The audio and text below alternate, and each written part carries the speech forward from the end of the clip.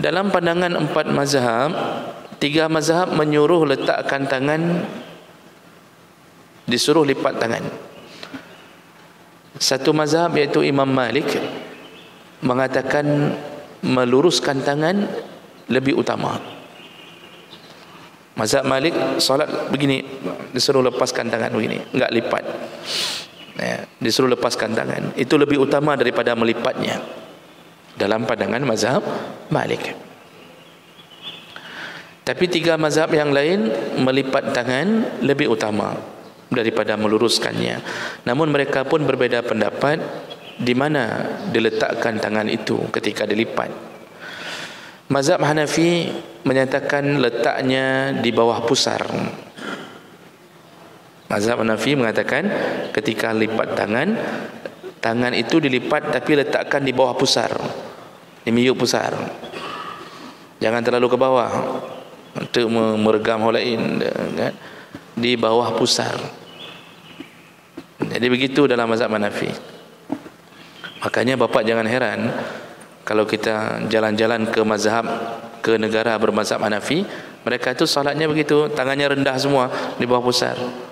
Kalau kita pergi ke Maroko yang bermazhab Maliki atau Tunisia, itu tangannya begini semua orang salat, begini semuanya salat.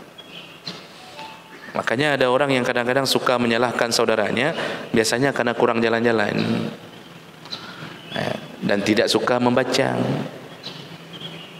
Jadi muncul sifat fanatik dan terlalu sempit berpandangan sehingga mudah bengih dengan perbedaan. Dalam mazhab Syafi'i itu meletakkan tangan, jadi mazhab Hanafi tadi di bawah pusar, mazhab Syafi'i meletakkan di atas pusar, di bawah dada. Di atas pusar, di bawah dada.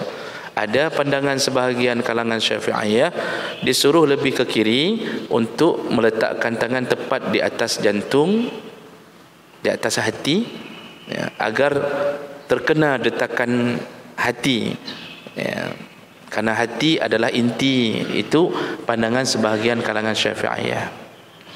Makanya jangan heran juga kita akan melihat saudara kita kadang-kadang dia bawa sedikit ke kiri begini. Ada pandangan itu dalam kitab-kitab Syafi'i pun disebutkan. Tujuannya adalah meletakkan supaya tepat di atas hati.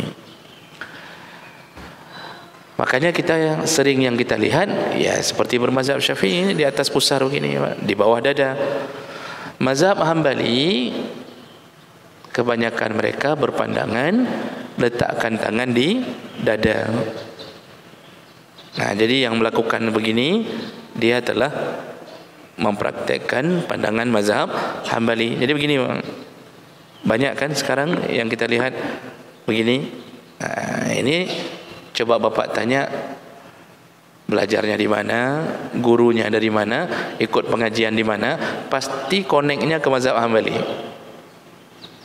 Pasti. Ada orang yang kelima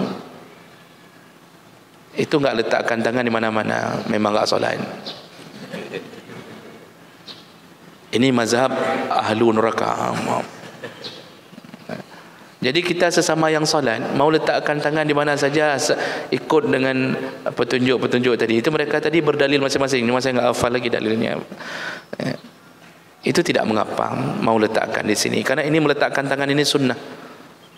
Irsal boleh begini, tapi jumhur ulama lebih mengatakan lebih sunnah begini. Boleh di sini, boleh di sini, boleh di bawah pusar. Kita bermazhab Syafi'i tidak mengapa membiasakan di atas mazhab Syafi'i letakkan begini. Nah, ini yang ada petunjuk. Makanya selain daripada itu jangan. Dan itu pun hukumnya sunnah. Itu hukumnya sunnah. Untuk apa disuruh lipat tangan? Agar tangan ini tidak banyak bergerak. Sama karena kita ini kalau tidak dituntun untuk letakkan satu tempat, itu macam-macam bisa bergerak. Itu salah satu hikmahnya.